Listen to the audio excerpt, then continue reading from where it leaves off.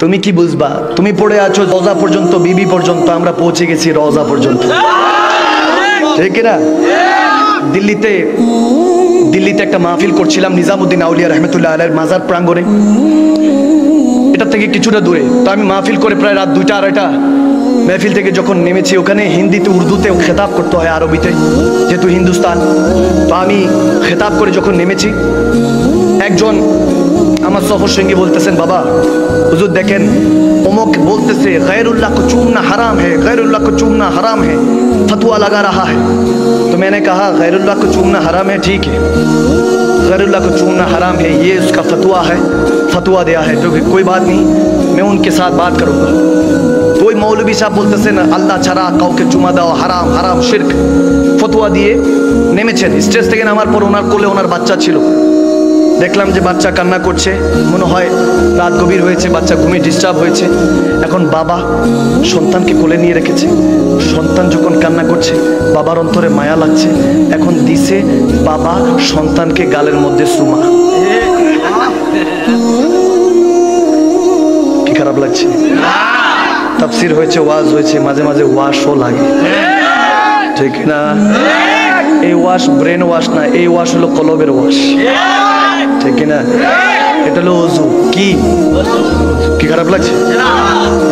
এখন যখন আমার সফর সঙ্গী বলেন যে বাবা হুজুর দেখেন কি করছে, আমি বললাম হ্যাঁ यही तो बात का, यही तो बात है। আমি যা ধরলাম বাবাকে, বললাম अस्सलाम वालेकुम या मोहतरम, কেমন আছেন, कैसा हाल है? मैंने पूछा कि आप ठीक है, सब कुछ हाल चाल पूछने के बाद मैंने कहा कि हजरत आपसे एक सवाल है, एक सवाल है, একটা প্রশ্ন আপনার কাছে, প্রশ্নের উত্তরটা দিবেন। তো উনি বলতেছেন যে জি বলুন, কি প্রশ্ন? তো উর্দুতে খেতাবাত চলছিল, আমি বাংলায় আপনাদেরকে বোঝানোর জন্য বলছি। তো আমি বললাম হযরত আপনার কোলে আল্লাহ না গায়রুল্লাহ? উনি বলে আস্তাগফিরুল্লাহ, এটা আমার ছেলে আব্দুল্লাহ। আমি বললাম আলহামদুলিল্লাহ। এতটুকু যেহেতু পরিবর্তন হয়েছে, বাকিটা পরিবর্তন করে দিবেন কে? আওয়াজ দিয়ে বলেন কে?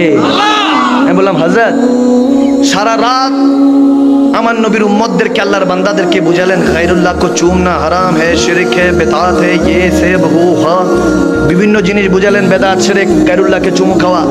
এখন যে আপনি চুমু খেলেন, এটা কোন বেদাত? এটা কি হালাল না হারাম? বলতেছে হুজুর এটা তো আরাম। এটা কি আরাম? আমি বললাম কেমনে? বলতেছে হুজুর ছেলে আমার, সন্তান, তার কষ্ট আমার সহ্য হচ্ছে না, আমি বাবা, আমার মায়া লেগেছে, এজন্য চুমু দিয়েছি, এটা তো জায়েজ আছে। আমি বললাম হযরত আপনি আপনার স্ত্রীকে বলেন তো ভালোবেসেছেন কিনা? বলে হ্যাঁ ভালোবেসেছি। মহব্বত করেছেন তো বিধায় আপনার সন্তান এসেছে। যখন মহব্বত করেছেন, আমার তো মনে হয় জীবনে একটা ফোঁটাও আদর করেন নাই। বলে না করেছি। আমি বললাম বলেন কি আপনি শিরক করেছেন? শিরক করে আরেকটা শিরক পয়দা করছেন। আমার তো মনে হয় আপনার বাপ দাদা সবাই শিরক করে আপনাকে পয়দা করাইছে। বলে হুজুর না, ওটা তো ঠিক আছে, শিরক না, এটা তো মহব্বত, ঠিক না? উনি বলতেছে, বলে হুজুর এটা মহব্বত। আমি বললাম তাহলে কেন গালারটা বুঝালেন, ভুলটা বুঝালেন মানুষকে?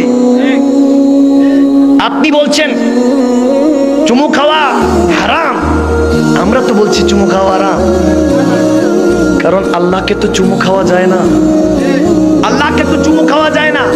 আমরা সুন্নি মুসলমান যারা আছি, আমরা তো চুমু খেয়ে জায়েজ করে দিই যে আমরা শিরক থেকে মুক্ত আছি। আপনারা তো চুমা দিয়ে মহব্বত না করে, ইজহার না করে আপনারা বুঝালেন আপনারা শিরকের সাথে যুক্ত আছেন, ঠিক না? তা আমি কি কোনো কাউকে গালি দিচ্ছি, কাউকে ভুলভাল বলছি? আমি বুঝাচ্ছি, ঠিক না? এলমটা বুঝার মতো বিষয়, ভালো লাগলে অ্যাকসেপ্ট করে নিবে, না ভালো লাগলে জমা দিয়ে যাবে, খরিদ্দারের অভাব, ঠিক না? আমি বললাম হযরত আমার মদিনাওয়ালা বলেছেন চুমু খাও। বলতেছে আল্লাহর ওয়ালির মাজারের মধ্যে পাথরে কেন চুমু খাবো? আমি বললাম হ্যাঁ, মাজারে রওজাতে চুমু কেন খাবেন? তাহলে শুনেন, আমার মদিনাওয়ালা হাজরে আসওয়াদের মধ্যে চুমু খেয়েছেন কি খান নাই? আওয়াজ দিয়ে বলেন। আমরা হজ করতে গেলে হাজরে আসওয়াদের মধ্যে ওই কালো পাথরটার মধ্যে চুমু খাই কি খাই না? তাহলে পাথরের মধ্যে চুমু খাওয়া নবী শিখিয়েছেন। হাজারের মধ্যে, হাজার মানে পাথর, হাজারের মধ্যে চুমু খাওয়া নবী শিখিয়েছেন, এবং হাসান হোসেনকে চুমু খাওয়া শিখিয়েছেন। আওয়াজ করেন, ঠিক না?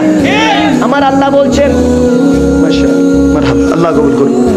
আমার আল্লাহ বলছেন, আমার মদিনা ওয়ালা বলছেন, হাসান হোসেনকে আদর করেছেন, গলায় আদর করেছেন, গালে আদর করেছেন।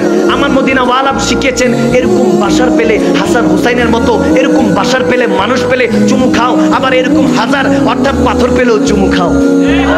আওয়াজ দেয় না? যদি জান্নাতি পাথর হয় চুমু খাও, জান্নাতের সর্দার হলে চুমু খাও। আর যদি সেই পাথর আর জান্নাতি পাথর আর জান্নাতি মানুষ একসাথে শুয়ে থাকে, তখন সেটা রওজা মুনাওয়ার হয়ে যায়, সেটা রওজা হয়ে যায়। আমার মদিনা ওয়ালা যখন রওজায়ে মুনাওয়ারার মধ্যে শুয়েছেন, মদিনা ওয়ালা এমন জান্নাতি মানুষ এবং জান্নাতি পাথর, আমার মদিনা ওয়ালা হাজারকে পাথরকে চুমু খাওয়া শিখিয়েছেন, বাশারকেও পাথরকে মানুষকেও চুমু খাওয়া শিখিয়েছেন। এজন্য হাজার এবং বাশার, পাথর এবং মানুষ যদি একসাথে হয়, আল্লাহর ওলি হয়, আল্লাহর খাস বান্দা হয়, জান্নাতি মেহমান হয়, তাদেরকে চুমু খাওয়াই। আপনার আর আমার মধ্যে পার্থক্য হলো একটাই। আমি তেনাকে বললাম, আপনি তো বললেন মহব্বত, আমরাও মহব্বতে চুমু খাই, আপনিও মহব্বতে চুমু খান। পার্থক্য হলো আপনি রওজা পর্যন্ত, বিবি পর্যন্ত রয়ে গিয়েছেন, আমরা সুন্নি মুসলমানরা রওজা পর্যন্ত পৌঁছে গিয়েছি। ঠিক না? ঠিক না? আল্লাহ বুঝ দান করুন।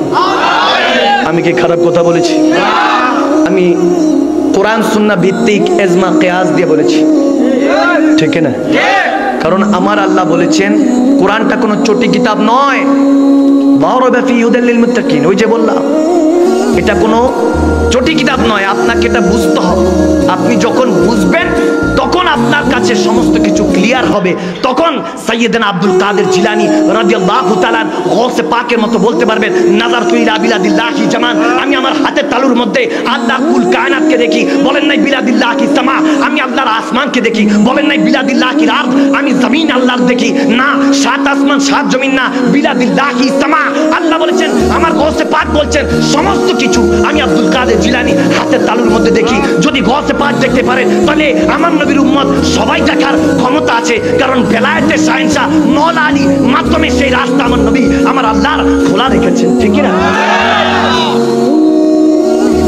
কোন রিকশাওয়ালা কিংবা পাগল মাজুবের জন্য নির্ধারিত নয় যে সে আল্লাহর বন্ধু হতে পারে না, যে কেউ পারে।